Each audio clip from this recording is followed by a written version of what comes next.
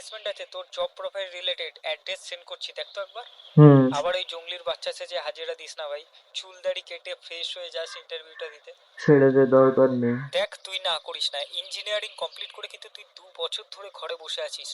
একটা অপরচুনিটি পাচ্ছিস, সেটাকে কাজে লাগা। তোর সিভি দেখেই কিন্তু ওরা তোকে সিলেক্ট করেছে, কিছু দেখেছে তোর মধ্যে, তাই জন্যই তো তোকে সিলেক্ট করেছে না।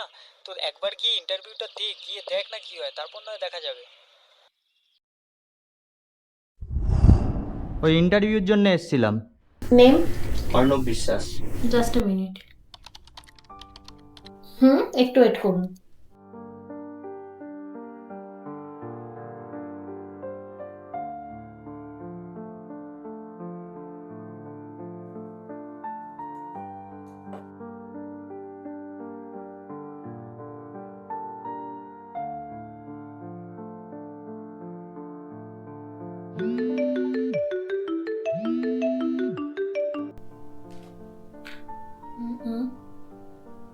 ওকে,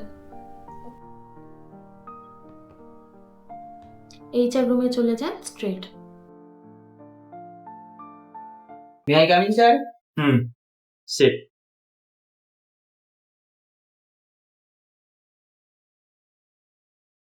ফ্রেশার্স? Yes sir. বলছি এমনি কোনো নলেজ আছে কাজের প্রতি? হ্যাঁ, house wiring, AC installing, cleaning service এইসবেরই এক্সপিরিয়েন্স আছে। হ্যাঁ, এখানে তো দেখো ওইসব কাজ না, এখানে হচ্ছে ডিজি, ইউপিএস, বিএমএস, তো এইসব কিছু এক্সপিরিয়েন্স আছে?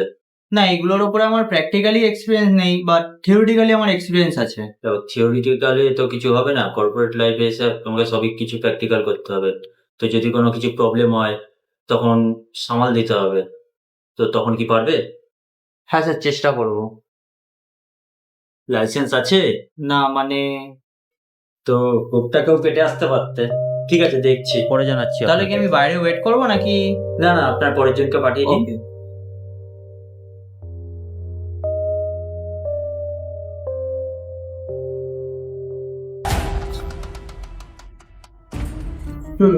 বস কি জন্য ভাই? সালা 2019 থেকে আমি আমার এই চুলদাড়ি রেখেছি, আজ পর্যন্ত কেউ আমাকে আমার এই চুলদাড়ি নিয়ে কোনো কথা বলেনি। তোর কথা শুনে আমি আমার এই চুলদাড়ি কেটে ইন্টারভিউ দিতে গেলাম, আর ইন্টারভিউয়ারের আমার একটুখানি গোপনীয় প্রবলেম, আর লাস্টে শুনতে হচ্ছে কি দেখছি, জানাচ্ছি আপনাকে, আপনার পরের জনকে পাঠান। তুই কি করে শিওর যে ওরা তোকে কাজে নেবে না? মেবি তোর আগের জনকে ছেড়ে তোকেও তো কাজে নিতে পারে। সালা কত সুন্দর, কাবির সিং এর থেকেও সেক্সি দাড়ি ছিল আমার। সালা একটা ইন্টারভিউতে সব কিছু আমার চুল দিল। এত চাপ নিচ্ছিস কেন? সব হবে, একটু সবুর কর ভাই। বেশি আলবাল বকলে না কানে করে একটা থাবড়া মারবো। হ্যালো। হ্যাঁ, অর্ণব বিশ্বাস বলছেন? হ্যাঁ বলছি। আপনি কি কাল থেকে অফিসে জয়েন করতে পারবেন? হ্যাঁ স্যার, হ্যাঁ হ্যাঁ, কেন পারবো না? তাহলে আপনি কাল সকাল 10টার মধ্যে অফিসে আপনার ডকুমেন্টস নিয়ে চলে আসবেন। কিছু পেপার ওয়ার্কস আছে, সেগুলো একটু কমপ্লিট করতে হবে। আচ্ছা। তাহলে কাজটা তো লেগে গেল। কংগ্রাচুলেশন ভাই। কাল থেকেই জয়েন করতে বলছে। তো যা না।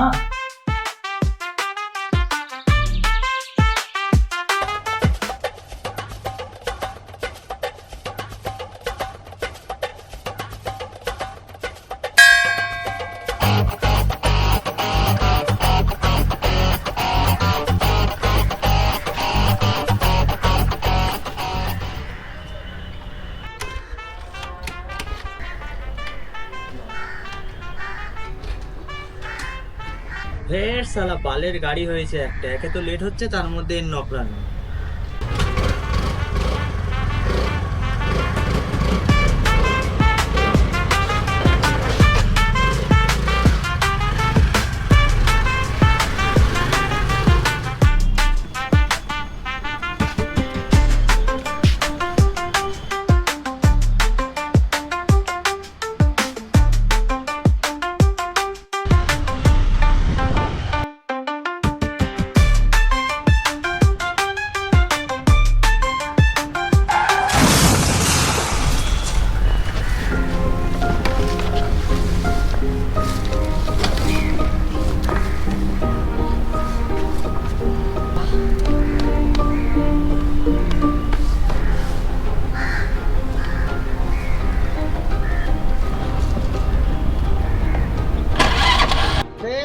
সালা চলতেই চায় না।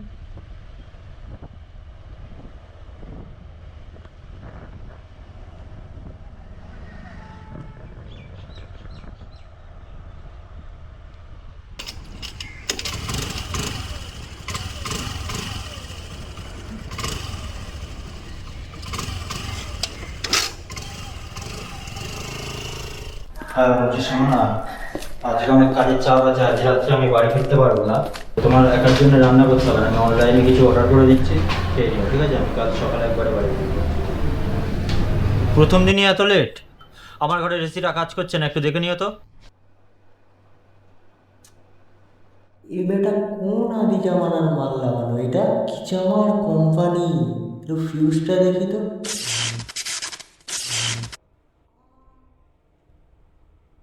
अबे साला ये पहले दिन आके ही मर गया है। কেমন ছেলেকে কাজে নিয়েছি, প্রথম দিন এসে কারেন্ট শর্ট খেয়ে পড়ে রয়েছে। এই দেখে এক কাজ করে একে বাড়ি পাঠাবো, বলো কাল থেকে আসতে।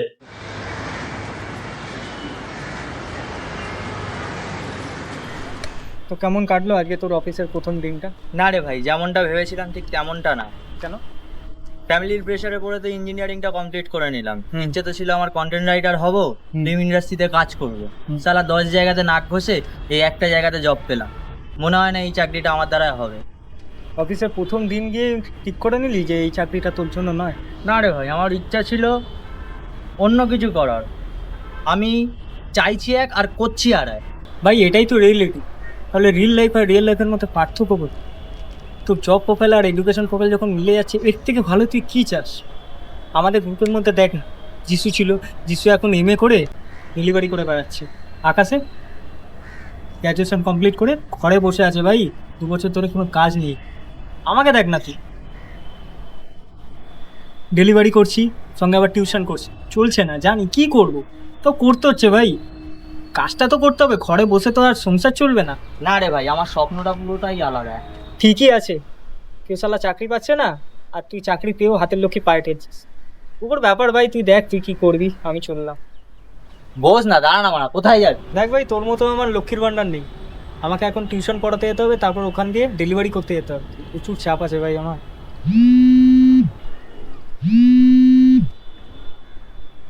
হ্যাঁ